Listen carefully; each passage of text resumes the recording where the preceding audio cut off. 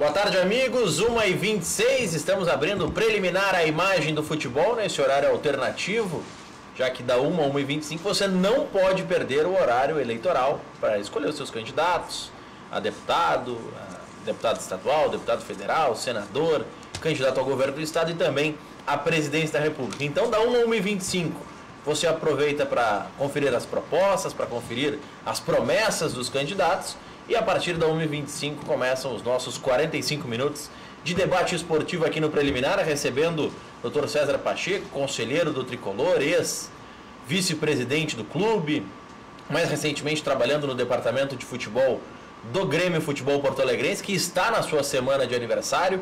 Também conosco aqui o nosso amigo, digo nosso porque muito meu amigo, muito amigo do REC também, Bruno Ravazoli, um grande radialista, jornalista, que vai também ajudar a sabatinar o Dr. César Pacheco e a entender um pouco as coisas que acontecem nos bastidores do Grêmio, nos bastidores do Internacional. O Inter, por exemplo, hoje, Dr. César Pacheco, se o senhor me permite começar pelo adversário, está emprestando o Luca. Não é bem o Inter que empresta, o Corinthians, mas o Inter acaba liberando o jogador, que pouco atuou no Internacional, teve 15 partidas, apenas um gol marcado. Se esperava que repetisse aquela dupla com o Potker, mas não deu resultado e nem dará, porque o jogador está saindo para o Al Rayyan do Catar e vai, portanto, não é mais uma peça a ser considerada no elenco do Internacional. Já no Grêmio, hoje eu estava ouvindo na Rádio Grenal, no Futebol Alegria do Povo, que é o segundo programa apresentado pelo REC na Grenal, e ele estava falando de algumas renovações, que o Grêmio está vendo o seu grupo de jogadores acelerar alguns processos, até porque o jogador às vezes quer renovar mais rápido. Em algum momento interessa ao jogador renovar mais rápido, em outro momento interessa ao dirigente apressar essa renovação, e tudo isso vai passar pelo nosso debate aqui no preliminar à imagem do futebol. Mas antes de tudo isso, eu quero saber do Dr. César Pacheco, que é uma pessoa experiente, com muitos anos, muitos serviços prestados ao Grêmio, se não lhe surpreendeu a reação, especialmente do Maicon, 2 dias após o Grenal, dando aquela entrevista, uma entrevista forte, uma entrevista marcante, uma entrevista de personalidade, mas dando uma repercussão. E o Pimpo Contursi disse ontem aqui no programa, no Cadeira Cativa, que ele não viu aquela indignação que o Maicon teve pós-jogo no time ao longo dos 90 minutos do Grenal. Parece que o Grêmio não entrou tão motivado assim, ou tão mobilizado para o Clássico, mas depois deu discursos fortes e reclamando da repercussão do Clássico. Não lhe parece que foi talvez um pouco exagerada ou um pouco fora de tom essa manifestação? Porque o Grenal não valia tanto assim para o Grêmio pensando na temporada. O importante ainda dá por vir, que é o Tucumã, doutor Pacheco. Boa tarde. Boa tarde, é um prazer estar aqui participando do programa preliminar, né? Programa de grande tradição aqui na TV. Eu vou te falar o seguinte, eu acho que o Grenal de domingo terminou depois dos 90 minutos, né? É uma coisa lógica isso aí. Mas sempre fica. O Internacional está há 38 anos, quase 39 anos, sem ganhar um título brasileiro. Então, para eles era um Grenal, é o famoso Grenal. O jogo não disse o que foi o resultado, né? O Grêmio jogou com 4 jogadores jogou sem 4 jogadores, né? 2 na seleção, um machucado, outro por amarelo, acho que é o caso do Maicon também. Então, o primeiro tempo foi um jogo totalmente sem ataque, foi aquele jogo modorrento, um jogo que não deu assim aquela expectativa que se tem sempre num Grenal. Fala alguém aqui que estreou nessa última vez que eu assumi o futebol, estreiei num Grenal também. Estreiei num Grenal com o Filipão e nós fomos ao Beira-Rio e empatamos 0-0. Eu creio que era Foi no Grenal do Wallace, não? Sim, que o Wallace estreou. O Mamute também. E vou te dizer o seguinte, Grenal é aquela coisa, um cerca o outro, um tem medo do outro, e aquele que fizer o gol primeiro vai ter sempre uma chance maior. O Grenal melhorou a partir do momento que o Internacional fez o gol e o Grêmio foi para cima. Houve indignação dos jogadores. Eu não aceito dizer que os jogadores não jogaram. É difícil tu tirar da cabeça do jogador que é um Grenal. Tanto que houve esses problemas todos decorrentes desse resultado e da forma também. Olha, ninguém é criança aqui. Eu estive várias vezes no Beira-Rio e teve vários Grenais também no Olímpico. A situação não é assim tão fácil como se vê nos corredores ali. Pô, o que a gente ouve dentro dos corredores e na entrada em campo não é fácil. Os jogadores são preparados, os dirigentes também têm que ser preparados, porque o dirigente tem que estar sempre confiante e defender o seu clube. Logicamente, dentro das coisas naturais e normais. Não acho que o Maicon tenha sido assim muito agressivo depois de 2 dias. Porque isso aí, ó, os jogadores se falam, a maioria são todos amigos, pode jogar em qualquer clube.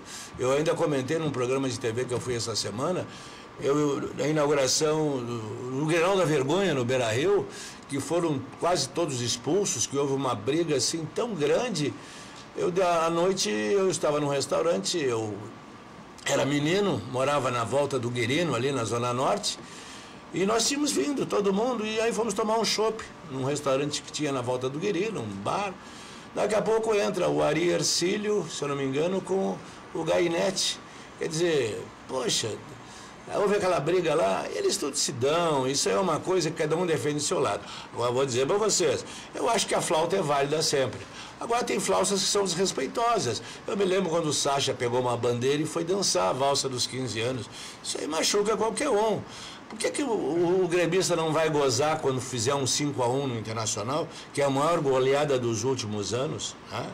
Então eu acho que 5-0. Sim, o 5-0. Tá? Teve o Hever Contra, que hoje é até um ditado dentro das redes sociais do Grêmio. Poxa, eu acho que o futebol fica chateado assim, as pessoas, a própria imprensa também tem a sua, não vou dizer que seja culpa, ela é assunto, ela tem que comentar, né, o Bruno? Não vai deixar de falar algo que é notícia. E às vezes tem até uns repórteres, tem até aqueles mais novos que estão chegando, entrando, querem fazer o seu nome também e começam a fazer essas perguntas. Coloca uma pimentinha. Coloca uma pimentinha. E faz parte isso aí, né? Não é nada mas que... Mas com a quantidade de assessor de imprensa e de media training que se tem hoje, não dá mais pra cair mas... em pergunta casca de banana, como dizia o Luiz. Mas tu sabes que o futebol tem graça por isso.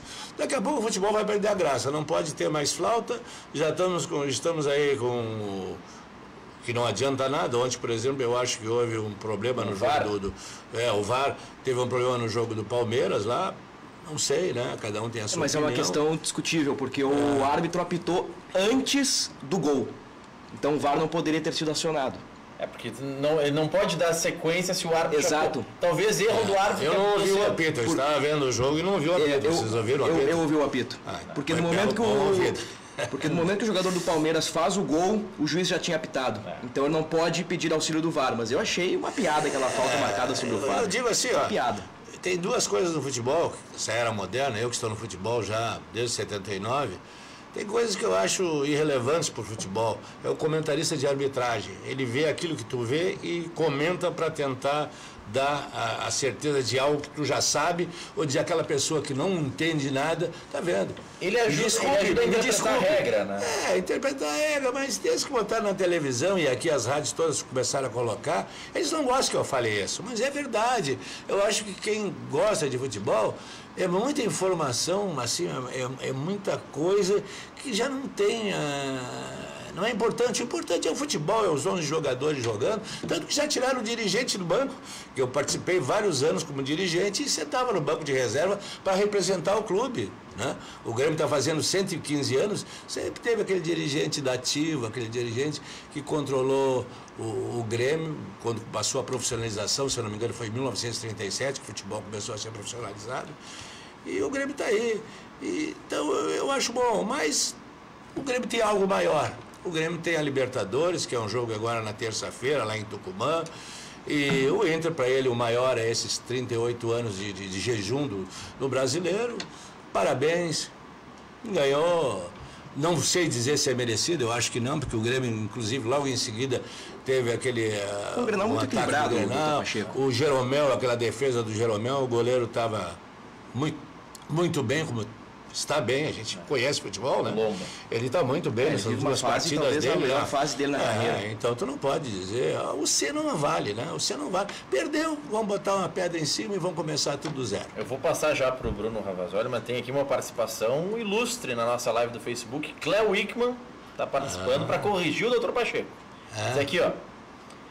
conta do Dr. Pacheco não está exata. O Inter ganhou a Copa do Brasil em 92. Portanto, 26 anos e não 38 que não ganhou. É uma diferença muito grande. 38 Estou falando do Campeonato Brasileiro, né? Campeonato Competições Brasileiro, nacionais né? desde 92. Um abraço aí. Tá, te acompanhei bastante. Fosse um excelente profissional, jogador de futebol.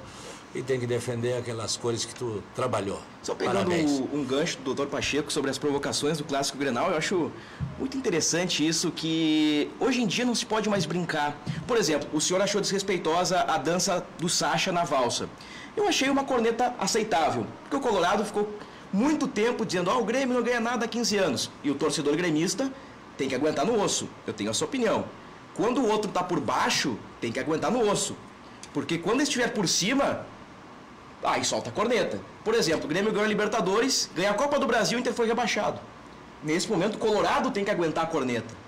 Então, perdeu o Grenal, aguenta no osso, cara. Eu acho isso politicamente correto muito chato, sinceramente. Eu acho que ficou chato. Só um pouquinho.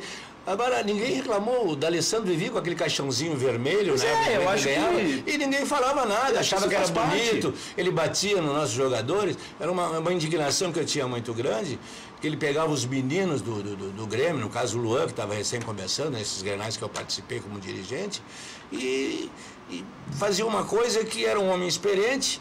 E às vezes eu ficava até bravo, pô, por que os mais experientes não vão lá e se indignem e cobrem dele? Foi o que o Maicon fez daquele Grenal, que a briga já começou antes de... no sorteio.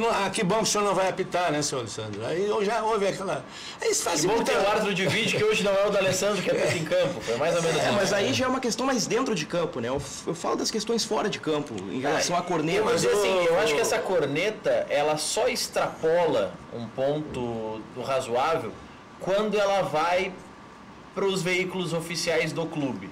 Quando o Inter posta que vai ter a valsa, que vai ter tá tocando tal música, mas podia ser a valsa. Quando o Grêmio posta o videozinho do minuto de silêncio pro Inter que tá morto. Eu acho que quando vira institucional, ultrapassa um pouco a linha do partindo dos jogadores e partindo do torcedor do Grêmio, eu achei bacana a corneta pro Inter. Sinceramente. Isso sim. Quando nesse é o jogador fazer, tem que aguentar no osso. Cara, o futebol é isso, é corneta, é provocação. Nós não temos se a gente acabar com isso, vai controlar as redes sociais hoje. As redes sociais são incontroláveis em todos os sentidos. E ainda mais no futebol, que é uma paixão, né? Paixão do Grêmio, paixão internacional, paixão pelo Brasil, paixão pelo Pelotas. É uma paixão do torcedor. Então, entra aquele menino ali com 16, 17 anos, escreve aquilo que quer. Eu, quando estava, essa última vez que passei como vice de futebol, diretor de futebol do Grêmio, agora em 15, 16, meus parentes, meus amigos entravam em todas as redes botam milhões de coisas diariamente. Sobre Grêmio Internacional, milhões de coisas. Muitas coisas. E aí tinha gente que te desrespeita, às vezes até tu participando de um programa, cara, quem que é esse velho cabeça branca que é aí? Quer dizer, há um desrespeito total na rede social. Quem senta atrás do computador em casa, ele acha que sabe tudo, que pode discutir sobre o maior assunto do mundo, futebol, todo mundo acha que entende, e dá suas opiniões, e inclusive desrespeitar as pessoas, desrespeitar a história das pessoas, desrespeitar o trabalhador, o profissional do futebol, que eu sei que vocês trabalham no futebol, é a profissão de vocês isso aí. Então eu respeito, não tem aquele negócio, olha, fulano puxa para esse, puxa para aquele. Não, depois que entra como profissional, eu acho que cada um quer fazer a sua informação e passar para o seu ouvinte, para o seu telespectador, aquilo que é a realidade, aquilo que é a notícia. Então o senhor não concorda nem com o IVE nem com o IGE, que seria a imprensa vermelha isenta ou a imprensa gremista isenta, ou tricolor. Eu vou te dizer uma coisa. Seria IT. Eu sei todos que são gremistas e todos que são colorados. Só não sei essa meninada nova aí, que de vez em quando se fala, tal, olha, vai dizer que eu sou... Não sei, mas da antiguidade aí, uma vez nós estávamos, o falecido Vidarte, eu, José Alberto Andrade, Cacalo, estávamos fazendo um torneio do SBT lá em Santos. Ficamos uma semana, choveu muito então ficamos uma semana no hotel. Não tínhamos o que fazer, subimos para o bar, começamos a tomar cafezinho, conversar, e aí a gente escutava muito o querido Antônio Augusto, saudoso Antônio Augusto, né? E ele sabia. E nós começamos, se não me engano era o Benfica que estava junto, o Silvio, que já se aposentou agora. E aí começamos a elencar na imprensa os vermelhos e os azuis. Então aí... Posso garantir para ti, posso garantir. Não, a gente fez isso numa questão de brincadeira e sabia que era verdade, tanto que alguns, inclusive, já faleceram, ficaram bravos comigo, né? Quem é que não sabia que tinha vários colorados, mas eram profissionais, eram pessoas inteligentes que trabalhavam. Mas a gente sabe, a gente tem dever de saber também, né? Tu tá lá defendendo o teu clube e às vezes tu te sente injustiçado. Eu várias vezes senti injustiçado, algumas vezes pude defender, outras vezes não pude, outras vezes senti vilipendiado, mas fazer o quê? Agora, não vou chegar num programa e dizer, ó, tu é colorado, tu foi isso, tu é aquilo. Pô, eu digo assim, ó, é que nem um juiz de futebol. Cada juiz de futebol tem a sua... Ele não entrou no futebol. Tem uma grande polêmica, os árbitros das semifinais da Copa do Brasil. Então, não tem. Isso aí é normal. E eu dizia assim, ó... E eu sabia também quem eram os gremistas e quem eram os colorados. Eu dizia assim, eu tenho mais medo que o gremista venha apitar um Grenal, porque ele vai querer mostrar que é isento. Às vezes um lance que seja um lance que possa ter dualidade de interpretação, ele vai interpretar para o outro lado... para não... Para apitar para o time dele, tem que ter muita convicção. É muito interessante esse comentário, doutor Pacheco, porque ontem eu assisti no Sport TV o Leonardo Gaciba falando exatamente sobre isso. Ele disse que os maiores erros que eu vi dos meus companheiros aconteceram exatamente contra aqueles times que aqueles árbitros torcem. Para provar, eu sou isento, que é algo inconsciente, eu sou isento. Programa, estou falando que é uma opinião. Exato, e o Gaciba falou ontem sobre isso, que ele já viu erros crassos em relação a isso. Então é isso, e às vezes... vamos dizer que tenha na imprensa aí gremistas colorados trabalhando, eu acho normal, mas o que eu mais conheço é pessoal do Cruzeiro, do São José, pessoal do Novo Hamburgo, do Aimoré, né? Brasil de Pelotas, pessoal que vem de lá, todo mundo. O REC é da Portuguesa de Lagoa Vermelha. Não, tem uns aqui que torcem para clubes do exterior, Manchester United, outros que torcem para Nova Geração. Não, mas tem uns velhos que moraram na Inglaterra que torcem, né? Mas às vezes... O Pato é torcedor da Roma, por exemplo. Roberto Pato, meu querido amigo, Pato, uma pessoa excepcional. Mas é isso aí, cada um puxa para o seu lado. E essas pessoas que trabalham e que têm seu clube, às vezes é pior também, no mesmo caso do juiz, que às vezes vai ser mais ácido com o clube, que às vezes do que os próprios tidos como antagonistas, né, como os colorados. Então é difícil, são questões que isso aí, ó, vai ser que nem ovo a galinha. Quem é que chegou primeiro, como é que vai ser? Vai ter sempre aquele novo dirigente ou dirigente ativo que vai falar sobre isso aí, mas eu acho que primeiro de tudo tem que haver o respeito. Seja do jogador, seja do árbitro, seja da imprensa, nós temos que trabalhar com maior isenção e respeito com todo mundo. Logicamente que o dirigente está na posição de defender aquilo que é seu, que ele trabalha para o clube. O Grêmio é um clube que está fazendo 115 anos agora no dia 15 e, poxa, não é qualquer empresa, qualquer... alguém que atinge 115 anos. São poucas as organizações que chegam nessa títulos. A história do Grêmio é muito bonita. As pessoas que conhecem, o gremista que conhece. Então nós não estamos aqui de graça. O Grêmio está aí, hoje tem aquela arena, tinha o Olímpico, cada vez tinha a Baixada, foi crescendo dentro da sociedade em si, não teve ajuda de ninguém, a não ser dos seus associados, dos seus torcedores, dos seus dirigentes, hoje dos conselheiros. Então, é assim, o futebol se faz por isso, né? Bruno Ravazoli, Dr. César Pacheco, vocês acham que está vindo uma ajuda dos deuses do futebol pro Renato para definir o time? Porque as lesões estão acabando com as dúvidas dele. Colocam outras dúvidas, é verdade, mas em uma semana o Grêmio perde o Jael e o André. Já vai ter que mudar um pouco. Mas o André já não vinha tão bem assim. Como é que vocês analisam isso? Bruno? Bom, primeiro que o Renato, ele é um treinador muito insistente. Ele não muda com a cabeça da imprensa e com a cabeça da torcida. O Renato banca um jogador e vai até o final com ele. Ele não tiraria o André neste momento. Imagino eu, tendo o André em condições, eu não imaginaria uma mudança para o jogo de terça-feira contra o Atlético Tucumã.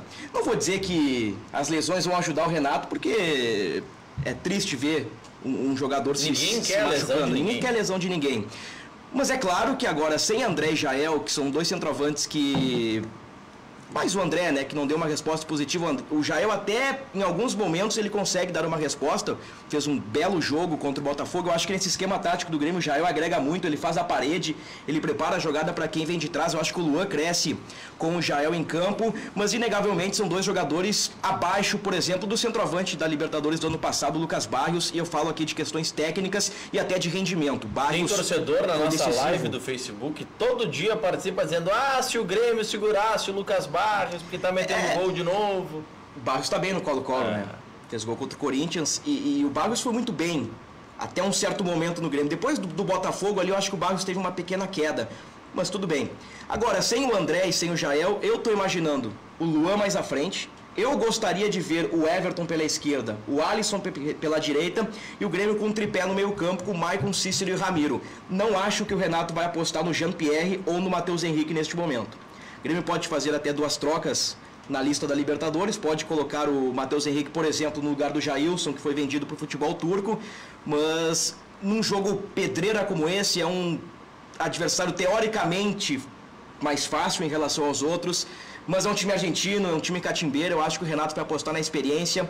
Eu colocaria Luan mais à frente, Alisson e Everton pelos lados e fecharia um tripé com Maicon e Ramiro e com Cícero um pouquinho mais à frente ali na função do Luan. Doutor Pacheco. Olha, eu vou dizer para você assim, ó, eu acho que quanto mais jogadores o técnico tiver à sua disposição, é muito melhor. Não é o caso do Renato, mas tem técnico quando tem muito se atrapalha. Eu tenho amigos meus que são técnicos aí, não vou dizer o nome, mas que às vezes quando havia algum problema com o jogador no treinamento, ele saía da casa-mata, olhava para cima e dizia assim: Deus quer me ajudar. Então, tem treinadores assim, mas o caso do Renato, ele é um rapaz inteligente. Eu conheço o Renato desde 81, quando ele chegou a primeira vez ao Grêmio como juvenil, júnior ainda, e ele já demonstrou, né, que sabe e que pensa também. Lógico, todo treinador tem a sua dúvida. Eu vou te contar uma dúvida. Logo que eu assumi, eu sou muito amigo do Filipão, nós trabalhamos 3 anos juntos, eu era diretor de futebol do Cacalo, de 94 a 96, 3 anos, né? E nós criamos uma amizade muito grande. Quando eu assumi o Grêmio agora em 2015, era o Filipão que era o treinador, o doutor Fábio era o vice de futebol e eu era o diretor de futebol. E nós fomos estrear no Grenal. E, logicamente, tem seus assessores, né? Então, a dúvida não é para fora, a dúvida começa internamente, dentro do grupo da comissão técnica, né? Cada um tem a sua opinião. Nem todos têm a mesma opinião. Não existe aquela coisa assim: ah, vamos botar fulano, fulano vai jogar. Não. Eu me lembro que o Filipão estava numa dúvida, tinha feito treinamentos, um homem que já tinha sido campeão pela seleção, né? Já tinha sido várias vezes campeão pelo Grêmio e para os outros clubes, e ele estava numa dúvida entre colocar o Wallace ou não. Mas estava aquela dúvida assim que tu sentia no ar, né? E nós chegamos na véspera no treinamento, a véspera do Grenal, o Wallace tinha feito um bom treinamento, e eu sentei para conversar. O dirigente não diz. As pessoas às vezes têm uma imagem diferente, que o dirigente vai dizer: bota fulano, tira fulano. Não, o dirigente conversa com o treinador, dá a sua opinião, o treinador vai fazer aquilo que ele achar, porque a responsabilidade é do treinador. O dirigente está ali para dirigir. Logicamente que todo dirigente dá um pitaco, conversa sobre aquilo. O senhor já escalou o time? Não. Então só estou te contando essa história aqui. Mas tem técnico que não gosta nem da sugestão, né? Eu senti, sim, tem. Eu tive um que inclusive perdeu bastante e não gostava de sugestão. O Hélio dos Anjos.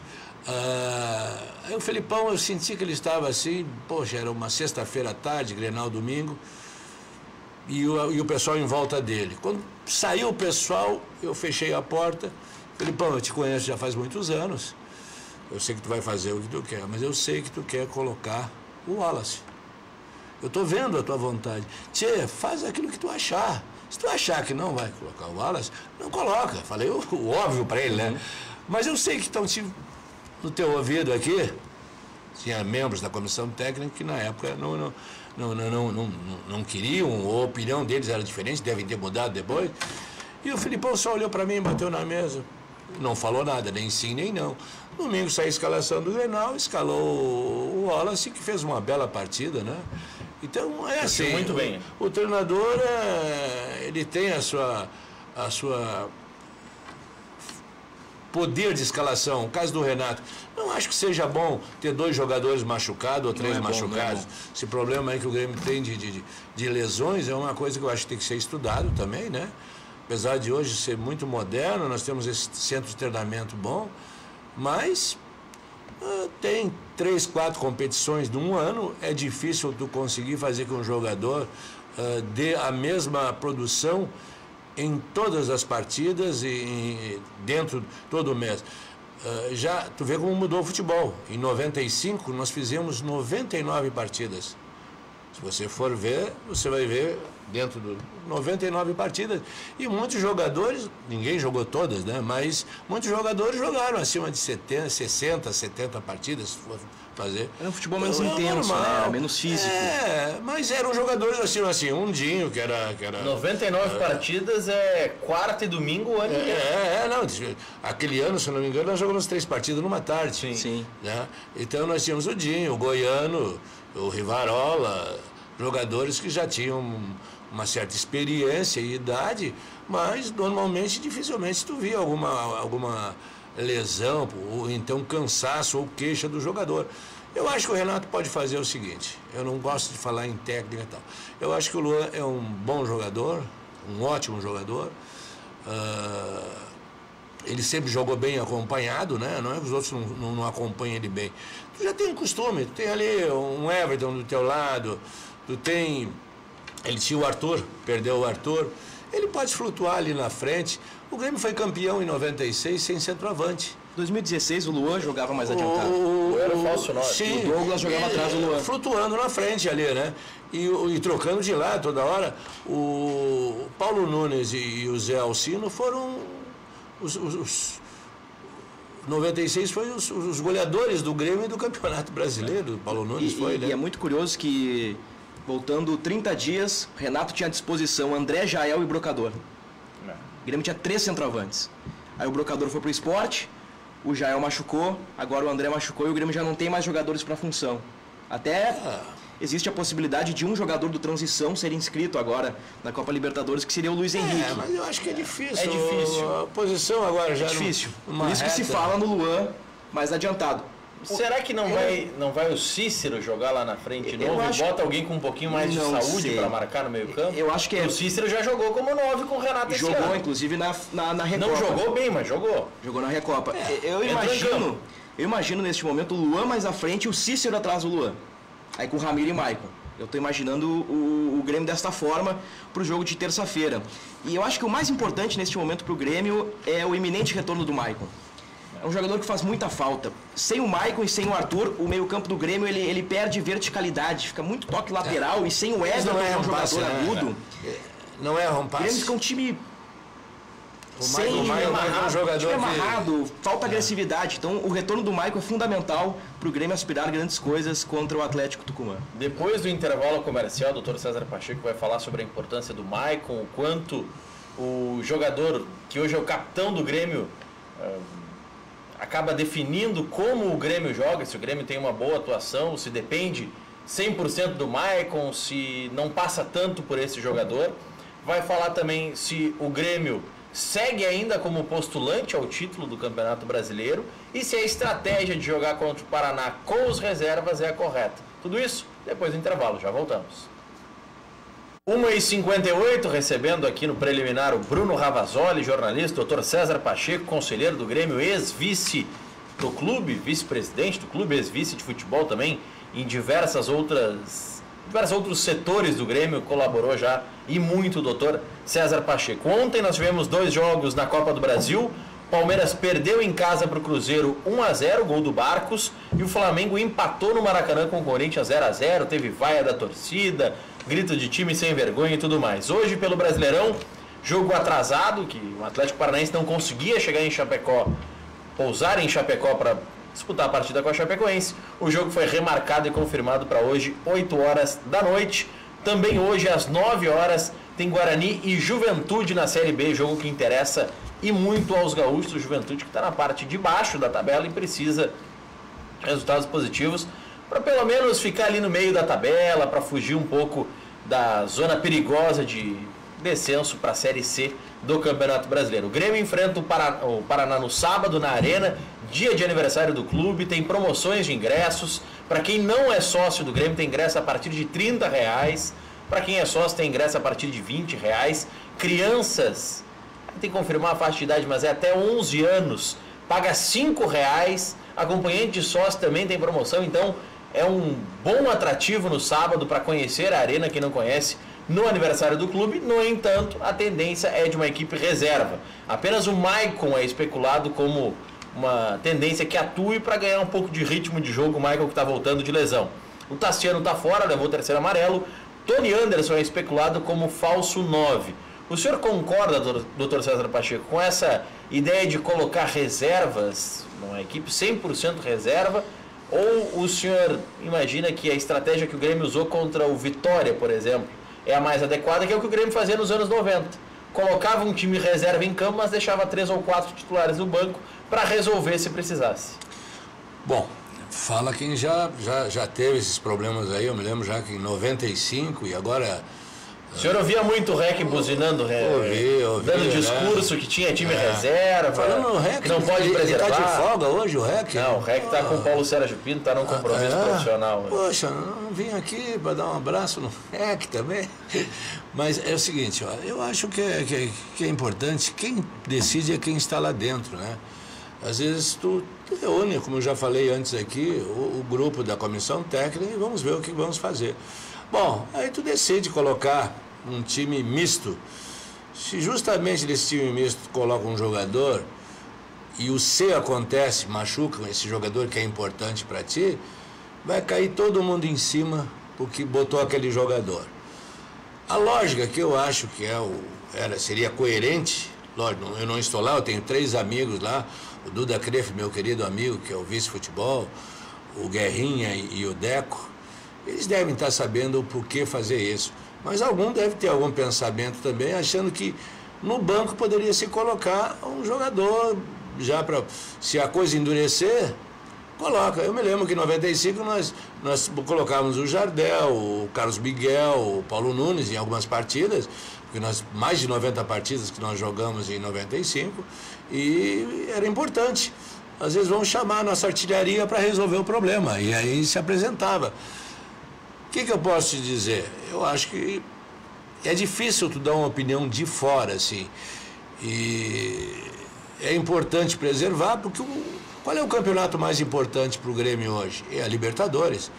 Eu acho que o Grêmio vindo com um empate lá da Argentina, eu acho que vai ganhar. Mas se vier com um empate, fica muito mais na mão de se classificar em Porto Alegre, como ele tem feito na Arena sempre, né? Então, é importante pensar bem, ver, porque isso é discutido. E tem muitas coisas, às vezes, que no futebol não sai para fora do vestiário. São coisas que tu não sabe. Hoje em dia, fulano pode se machucar. Existem hoje aparelhos que te dão exame de secar, né? Te dão exames. E se tu tem um jogador que está nessa fase aí, tu não pode colocar ele, né? Tu não vai correr esse risco de estar num campeonato que vale muito, que é a Libertadores, e que seria, novamente, o Grêmio disputou ano passado, e esse ano poderia chegar já às semifinais, por perder algum jogador. Já perdeu demais aí, né? Eu acho que é importante. E tu falou também que se o Grêmio se entrega no Brasileiro, eu acho que não. Tem chance ainda no Brasileiro? Eu acho que tem, ainda faltam várias rodadas, né? E eu lembro sempre que nós estávamos 14 pontos na frente, uma ocasião, acho que 2008. 2008. E São Paulo, e o São Paulo nos passou. Quer dizer, faltando menos, acho que era menos rodadas do que falta agora. Então, é importante, eu acho que quem está lá está decidindo dessa forma. Se não der o Brasileiro, vamos naquele título maior que se avizinha, que é a Copa Libertadores, que eu acho que é o sonho da torcida e o sonho da direção, dos jogadores também. Mas se embicar, fizer um bom resultado no sábado aí, dá para chegar, pelo menos na zona de Libertadores é certo, mas nós podemos chegar ainda lá na frente. Acho que é importante dividir, para que todos entendam, a cabeça do Renato e a cabeça do jornalista. o Renato vai colocar time reserva. Renato não vai arriscar, como disse o Dr. César Pacheco, a perder um jogador importante, tendo em vista que ele tem alguns atletas no departamento médico. Então eu projeto um Grêmio reserva, no máximo com alguns titulares. Mas e o discurso de que o Grêmio segue brigando pelo brasileiro? Não, mas vai dizer que vai perder, né? Não, mas o discurso... Não vai dizer que não quer. Parando e pensando...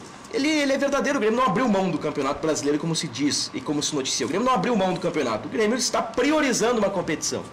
Isso não quer dizer que o Grêmio largou o Campeonato Brasileiro de mão.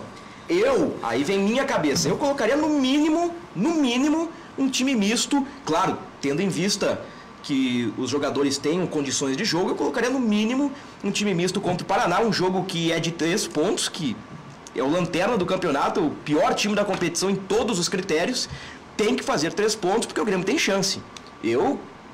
Desde o início do campeonato eu digo, o Grêmio tem que mergulhar no Campeonato Brasileiro, é um campeonato bom para ganhar, e o Grêmio tem grupo para isso, embora neste momento tenha jogadores no departamento médico. Mas, voltando a pensar com a cabeça do Renato, eu imagino um time reserva contra o Paraná, no máximo com o Maicon para ganhar em ritmo de jogo, aí um Grêmio com força total lá contra o Atlético Tucumã, e repito, com o Luan adiantado, eu acho que é a solução de momento. Mas aí ele vai ter que alterar o esquema do time, o modo de jogar vai mudar. Porque ele não tem nem Jael nem André.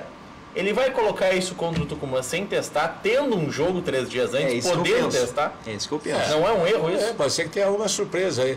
Mas eu vou te comentar assim, a cabeça do dirigente, a pior coisa para o dirigente que trabalha no futebol, como vice-presidente ou diretor, é as entrevistas pós-jogo quando perde. É difícil tu falar, ainda mais quando se perde um Grenal, né? E pegar o grupo e preparar para o próximo jogo. Eu me lembro que em 2007 nós fomos fazer a Libertadores contra o Boca Juniors, uma final, e nós fomos lá Caxias com grife. E nos aplicaram. Bom, tudo bem, cada um vai dizer foi.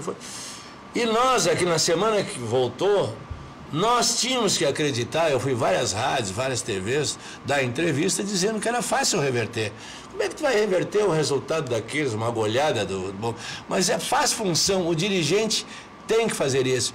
Tu acredita, não acreditando, mas tu tem que fazer, porque a torcida não quer que tu te entregue. Como é que tu vai entregar? Vai dizer, não, nós não queremos mais o Campeonato Brasileiro. Lógico que queremos. O perdedor não funciona. Não, isso aí não funciona. Então tu larga, tu não pode trabalhar no futebol se tu pensar dessa forma. Tu tem que pensar sempre positivo. O futebol é algo que é positivo. Tu vai ganhar, tu já sabe. Dentro do campo, como o time sai jogando, tu já sabe aquele dia tu vai bem. Diz assim, naquela época nós tínhamos uma frase assim, o Cacalo dizia, Carlos Miguel bem, Grêmio bem.